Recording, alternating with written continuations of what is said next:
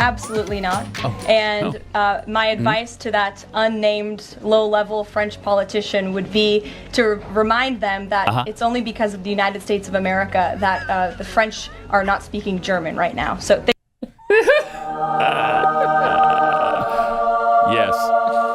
Yes, Karoline. Thank you. That is a press secretary. Yes! Oh, man. So nice to have curly out of our hair, isn't it? Karoline Leavitt, you rock! That is awesome. It's been a devastation. Yeah, right. Also, she took on CNN yesterday, right, on the auto pen signature thing, because are those null and void now? All of those pardons that were signed with the auto pen are null and void if Biden didn't actually sign them. Here's that little back and forth. the president was begging the question that I think a lot of journalists in this room should be asking about whether or not the former president of the United States, who I think we can all finally agree was cognitively impaired. I know it took people some time to finally admit that, but we all know that to be true, as evidenced by his disastrous debate performance against President Trump during the campaign. I digress on that. But the president was raising the point that did the president even know about these pardons? Was his legal signature used without his consent or knowledge? And that's not just the president or me raising those questions, Kaitlan. According to the New York Post, there are Biden officials from the previous White House who raised those questions and wondered if the president was even consulted about his legally binding signature being signed onto documents. And so I think it's a question that everybody in this room should be looking into, because certainly that would propose perhaps criminal or illegal behavior if staff members were signing the president of the United States autograph without his consent. Right. And who's going to know, by the way? How do you prove that? I don't know how you prove that either way, frankly. That he didn't know? Yeah. Yeah, because he's not going to admit to that. He's not going to, I didn't. I've heard he's good under deposition. No. Yeah, right. Like Kay Granger good. Yes. Yeah, like Kate Granger good, I'm sure. So, wasn't there more between Leavitt and Caitlin Collins they bumped yesterday? Heads a couple times. Yeah, they talked about the judge's verbal order to stop the deportations.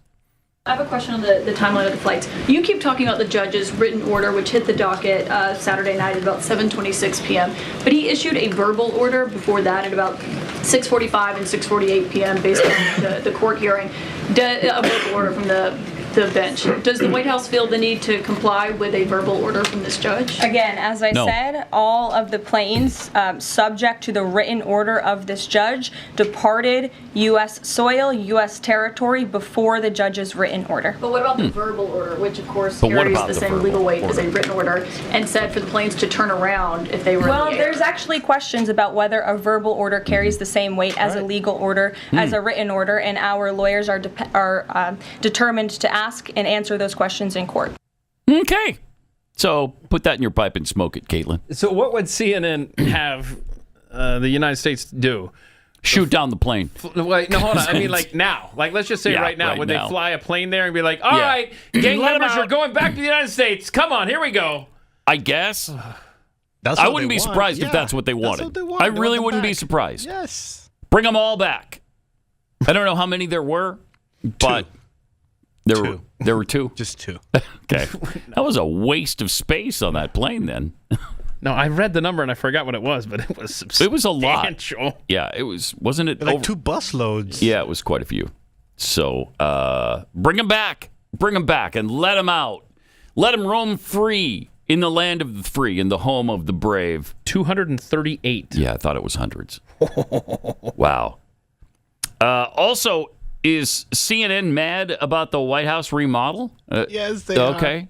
Cut 23. Oh. So you already know that President Trump is working to dramatically reshape the federal government. What is but he's this? also looking to transform another historic aspect of the presidency, and that is the Oval Office. Yeah. Since President Trump moved in nearly 8 weeks ago, he has more than tripled the number of paintings that you see hanging on the walls of the Oval Office. Okay. A lot of them are former presidents who once occupied that space. And I'm told Trump had his eye on some of them. He knew which ones he'd like to see hanging in the walls of the Oval, as every president has the chance to redecorate when they move in.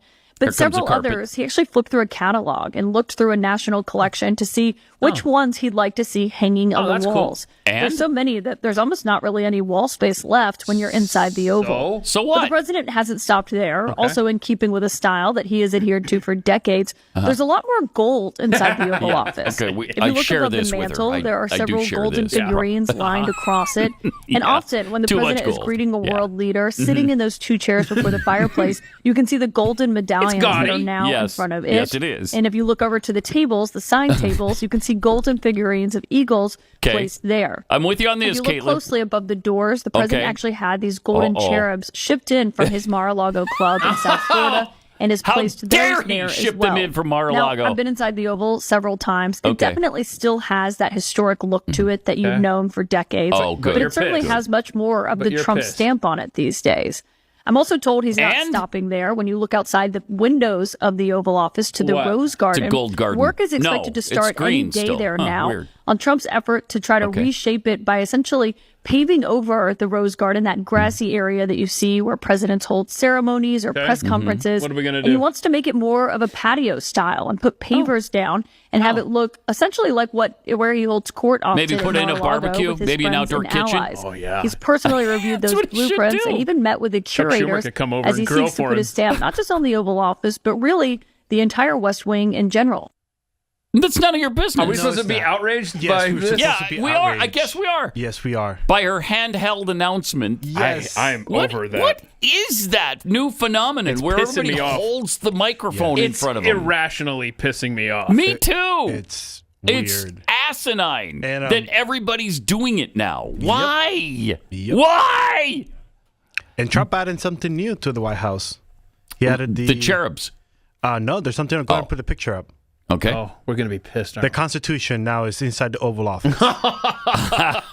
How dare he put that up? That thing is old. That's from the 1700s. You know how old that is? Real old. Okay? You know who the people are who wrote that thing? Slave owners, I heard. Thank you. Okay, yeah, that's a lot of gold. Look at the gold, even the gold drapes and curtains. Those have been there since 2016, and Biden kept them. Oh. Did he do that or Obama? Really? The gold drapes were there already? The gold drapes were there since 2016. Trump, changed them. Okay. Biden ignored them, and now I guess they're still there. Oh, he put them in, and then Biden left them. Biden left them up. Okay. So he's just added to the gold motif. Yes. I mean, he's the resident now. I don't like it. It's not my style, but he doesn't care. Yeah. No. We're not president. Honestly, if I were president, I mean, the Oval Office would be unintentionally trashed out.